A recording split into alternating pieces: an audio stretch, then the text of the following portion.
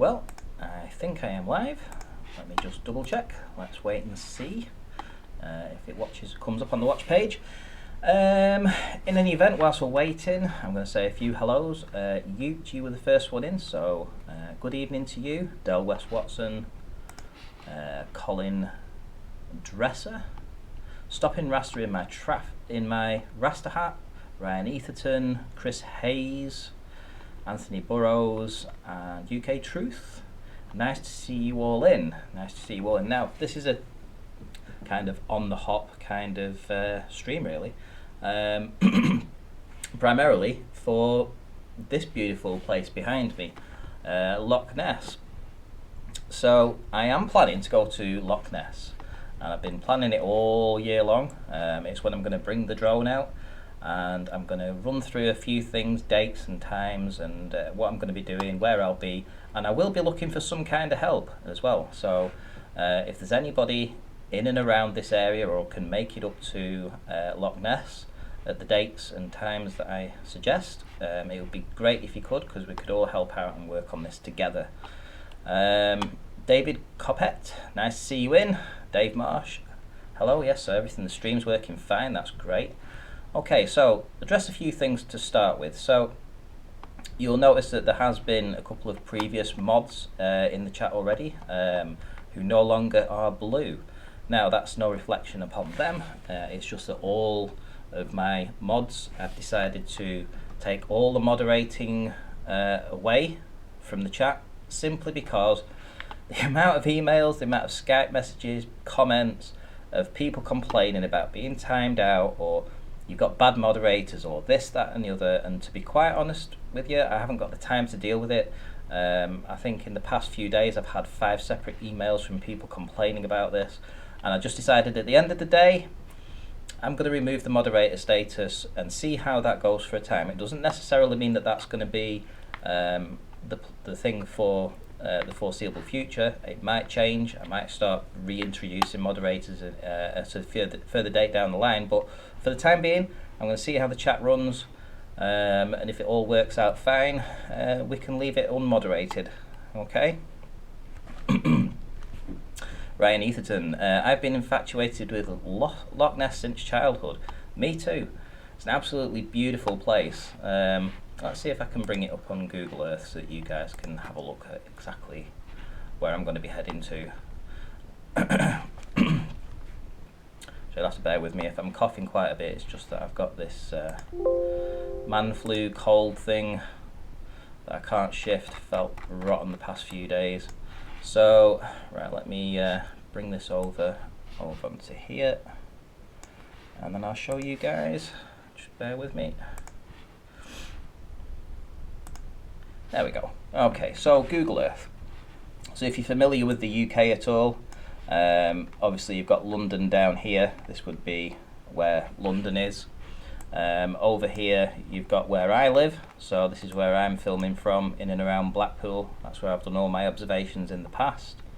You have Tony that lives in this vicinity here. I think Conspiracy Cats lives in this sort of area here. And when we're going to Loch Ness, well, Loch Ness it's kind of quite a way out of all this place. It's way up here. Way into Scotland, way up here, and here we have Loch Ness here. So this is Loch Ness. If I do a little line in here so that you guys can see the length of this thing, it's absolutely ginormous. I think it's about 21 miles. Yeah, roughly, yeah, 21 miles. There we go.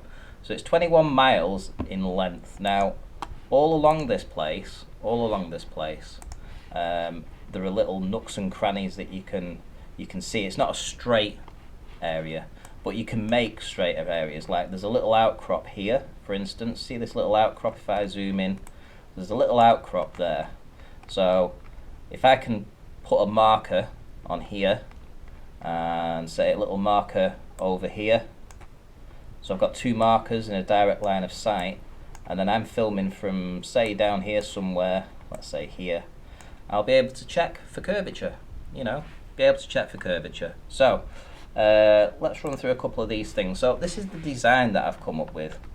So what I'm going to have is I'm going to have a little stake at the bottom. So it's going to have a little stake, a couple of little wings on the side, maybe 3 of them, to give it some balance. So I'm hoping to jab the stake end into the soil or the sand at the edge of the loch, right next to the water's edge.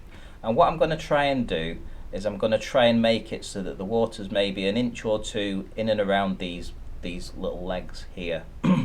So when I go back to Google Earth, let's say I've put a little post in here, so I'll be putting it right on the edge here, and digging it in right next to the water's edge, because it's not tidal, this as such. It's not connected to the ocean, so it should be fairly stable as long as we've got a calm enough day, and I'll get to that in a minute as to what are the times that I've chosen. So this will be the idea. Now the reason that I've done it like this with these inverted V's and stuff with colours is so that I'll be able to judge how much of this sign I'm actually seeing. So for instance, if for some reason I've got some obstruction and I can only see the top third or the top 2/3 of this sign, so this bottom part will be missing. Well, I'll be able to work that out. I'll be able to work it out because I'll have this colour scheme going off in this design, so I'll be able to see exactly. Now I don't expect that we'll be missing any of these, but this is just in case that we do. Plus it's easy enough to see with some bright colours like this. I might even make them fluorescent as well, so if I do some nighttime observations, I'm thinking of getting some fluorescent tape, and if people are there to help me, they could shine a torch onto this and perhaps illuminate it in some way.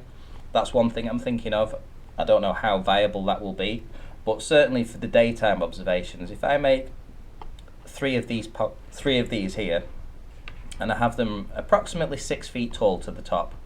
So where the legs go in from here to the top, I'm going to make it so it's 6 feet to the top. So I'm going to get 3 of these, and let's go to the next slide. Just bear with me. Let's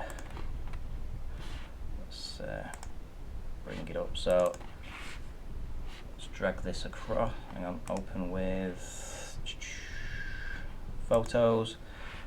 Here we go. Drag this across so that you guys can see. So essentially this is my plan. So I've got 3 posts all on these little outcrops, like say here, here and here. And what I'm going to do is I'm going to put my P900 behind this, level with the center of the middle here. And I'm going to be trying to line it up with this one, and then see whether or not I can see the third one, and whether or not it's in a straight line or not. So if I've got distances of, let's say, 4 miles or maybe 5 miles at most, I'm thinking maybe pushing it to 6, but we'll see. Obviously it just depends on the day. But these different locations all throughout Loch Ness, there's lots of these little different things. You've got things that are like 2 miles, 3 miles, 4 miles, 5 miles, 6 miles, all these little outcrops. So if I had some people that were working with me to do this, you know, we could all just move to the next location, jab these in, fly my drone, fly the line, check that everything's exactly where I want it to be, so that there's no skullduggery going on or anything like that, and do these observations all along that Loch Ness. Let's see if I can get the next image up. Of course it's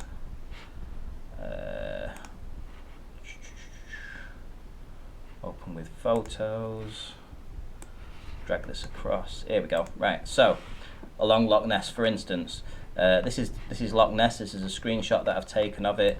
So what I've done here is I've placed the 3 markers, 1, 2, 3, at a distance of approximately 4.5 to 5 miles away. So I'll be able to check using the water level of the loch, to give me a height above the water where these posts touch the water. So as long as these posts are the same height and they're dug in the ground to the same height, I should have a straight line of sight through all of these. You know, looking from A, B, and C, and we can do this all through the loch. I think the biggest distance that we could possibly go to is around about 10 miles. So that's quite the distance, especially when you're very low down. But it might be worth trying for that. But hopefully, if I have some interested persons that can put a day's work in, or maybe 2 days work with me, we might be able to do a whole bunch of these observations along this entire coastline. Obviously, providing that the day is all right and you can actually see stuff. Last one, what will it look like? Let's open this with, again, photos. For some reason it's not opening up where I want it to be, so I just have to keep dragging it over. So this is essentially what it's somewhat going to look like. You know, this is obviously Loch Ness. If you had a little marker here, you'd have a little marker at the next outcrop, another marker at the outcrop further away, and you should be able to line them up. You know, if I've got a center, my camera's in the center of this one that lines up with that one, then this one should be dead center too, and we can work all this out by the design of the actual flag or marker, whichever you choose to call it. So that's my plan. That's my plan. I'm just going to have a quick check in chat, see if anybody agrees with those particular plans before I move on to the dates. So let's just see. Cleary, everybody lost the wrench. My friend, everybody lost the wrench. I decided to go wrenchless for a time, so everybody's going to be naked for a little bit. See how that pans out. Hopefully that'll stop the whining that's going on at the minute. I'm being timed out, I'm being this blocked, people are censoring me, it's driving me nuts, to be fair. Right, let's see if anybody's got anything to say about these. Nobody's saying it. Right, so it seems that people are more interested in arguing about the wrenches than the actual experiment. Well, okay, that's up to you guys. Right, okay, so let's bring up these moon phases. Now, if you've followed me for a time and you know what I've been doing, you'll notice that I have noticed a correlation between calm weather, very little wind, and clear weather just after the full moon. So what I'm going to be looking for is after obviously we've got full moons here. We're looking, this is for the United Kingdom 2019, we're looking at a full moon roughly 13th of October. So what I'm going to do is I'm going to head up to Loch Ness. I'm going to be staying over on the 13th, 14th and the 15th. So I'm going to drive up first thing Thursday morning, 13th, I think it's a Sunday. So Sunday 13th of October, I'm going to have to leave about 4 AM to get up there for around about, I don't know, 3 or 4 o'clock in the afternoon. It's going to be a bit of a drive, but I'll get there. Obviously we'll have the full moon, and then the next day, so Monday and the Tuesday, so Monday the 14th of October and Tuesday the 15th of October, I'm looking for somebody or some people or a group of people to assist me in doing this. If you can't do it, don't worry, I will manage it on my own somehow. It'll just be a lot trickier, a lot difficult, take a lot longer to do on my own, but if there's other people there to help out, it would be greatly appreciated. So, yeah, what is the expectation from the experiment? Well, the expectation is that if we set these these sort of like flags up so that we can see them, if we push the boundaries to 5 miles, we shouldn't see the third one. It's as simple as that. The third one should be gone, hidden, if there was any earth curvature. Now, I don't expect that to be the case. I don't expect to find earth curvature, but I'm going to go looking for earth curvature. So if there's any earth curvature to be found on Loch Ness, this might be a good way to do it. P1000, a drone, a couple or maybe more people willing to actively get stuck in and go along and have a bit of a mess around doing this test for a couple of days.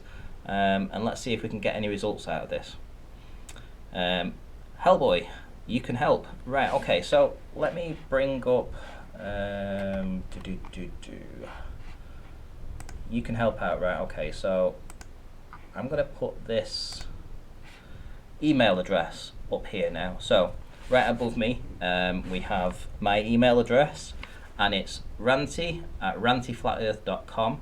So if anybody can help, Hellboy, if you want to help, anybody else that wishes to help, anybody else that wants to come up there just for a couple of days, have a few beers at night time, maybe stay over, I don't know, just hang out, have a, do a bit of experiments. Let's see whether or not we can push the boundaries as to how far we can see this across the flat lake.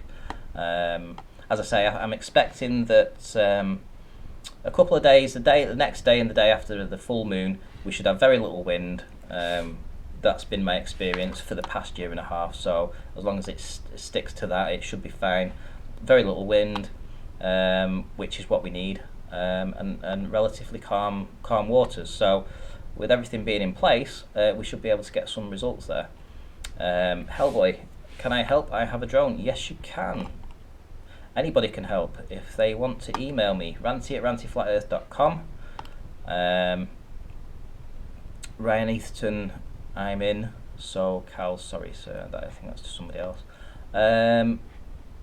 Right, so yeah, basically that's what I wanted to talk about. I wanted to talk about the drone. Obviously this will be the debut of the drone. It'll be the first time that I actually use it for something that I specifically wanted to do, and this was it.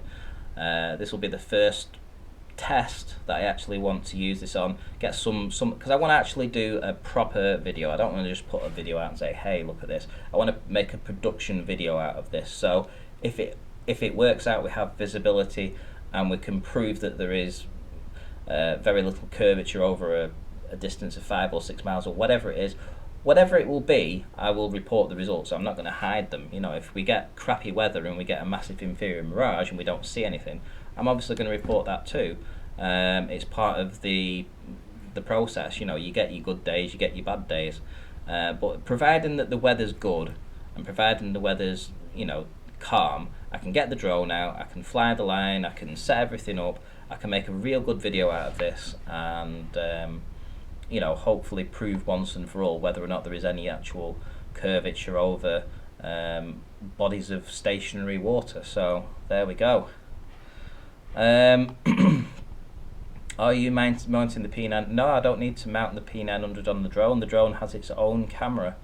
I also have a P1000. So, for instance, the P1000 is really good at seeing up to distances 6-7 miles away. So I should have no problems in capturing anything that I need to do, especially with the setup that I have. So, this flag design here. Let me go back to this.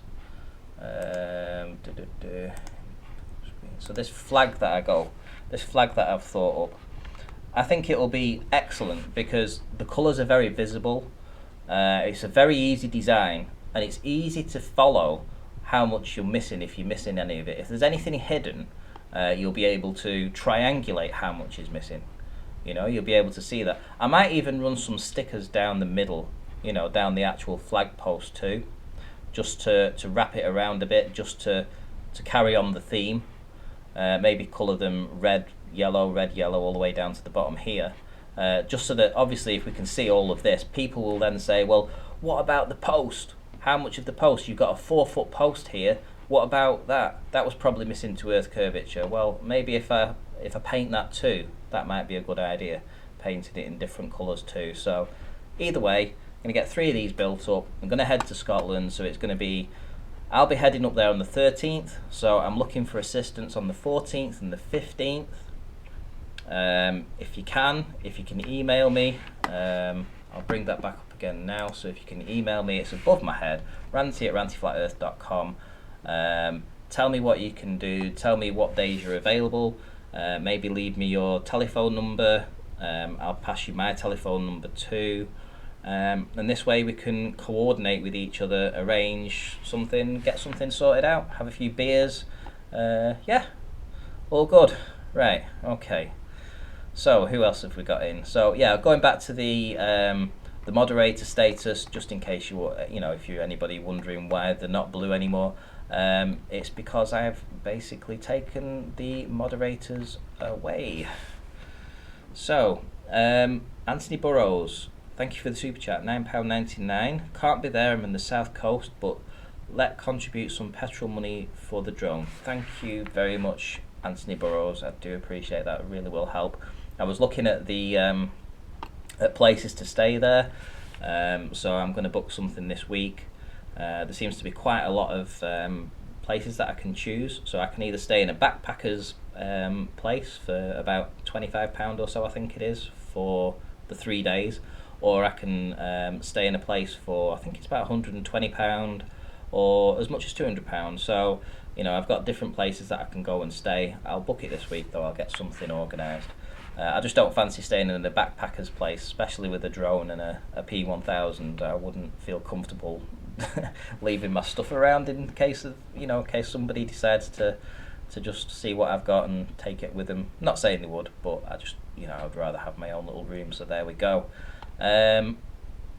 Cleary, you should be able to see at least 23 miles across Loch Ness. I have no doubts at all that I will be able to see that distance. The P1000 is amazing for. Well, let's see. Let's bring up Google Earth. So I can tell you what I can see from where I am.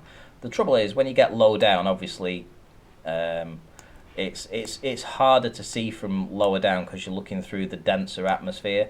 If you're up slightly, that would be it. Yeah, who knows? Maybe from just a few meters at one end of Loch Ness, I may be able to see the other, and I might not even need anything in it. It'll be just a clear wind. There we go. But in any event, so sort of from this location here, I can see the buildings over in Barrow off this wall here. Let's get this. Yeah. Right, there we go. So the distance is over here. They're about 18 miles away. So Loch Ness is only a couple of miles further than that. So these buildings that are over here, I can see them at 18 miles easily. It's not a problem to see these, and I don't even have to be in full zoom to bring them up in glorious vision because they're just there. So yeah, I think Loch Ness should be a pretty easy thing to do. But the reason I want to do Loch Ness is because it's the longest, straightest place we have to do this that isn't a tidally affected. So we've got all these little lakes and stuff here, like we've got Windermere over here and stuff, right? But you're talking it's only like 3 or 4 miles in total. There's no real depth. Coniston Water's another one. It's kind of long, but it's not long enough. It would be inconsistent data. You wouldn't get anything really detailed. But Loch Ness, yeah, that's what I want to do. So for all you guys that have been asking about the drone, I have been saying from day one I was going to take it up to Scotland and use it at this particular observation and this particular test that I wanted to do. Now that I've finished majority of my summer work, painting and decorating, it's freed me up now to actually start doing little things with this drone and stuff. So first port of call is going to be Loch Ness, and you're all invited. You are all invited. So if any of you guys can make it, 14th and 15th of October, email me, ranty@rantyflatearth.com. Did Arwin get hacked again? Arwin? Why would Arwin have got hacked? I don't know. Why would Arwin have got hacked? I don't know what you mean by that.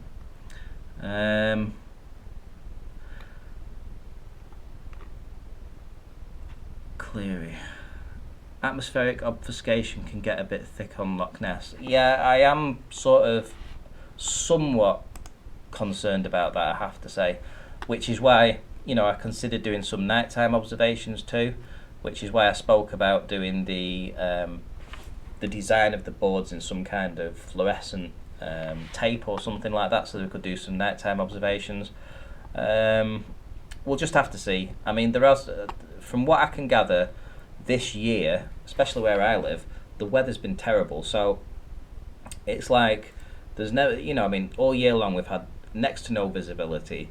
So just going up there and testing it, seeing whether or not it's the same. Maybe we'll just get lucky. Maybe it'll just clear up. Who knows? But this year alone, I've not been able to do anything with the weather. It's been awful. But we'll see. We'll give it a try. And see what happens. I'll report either way, good or bad.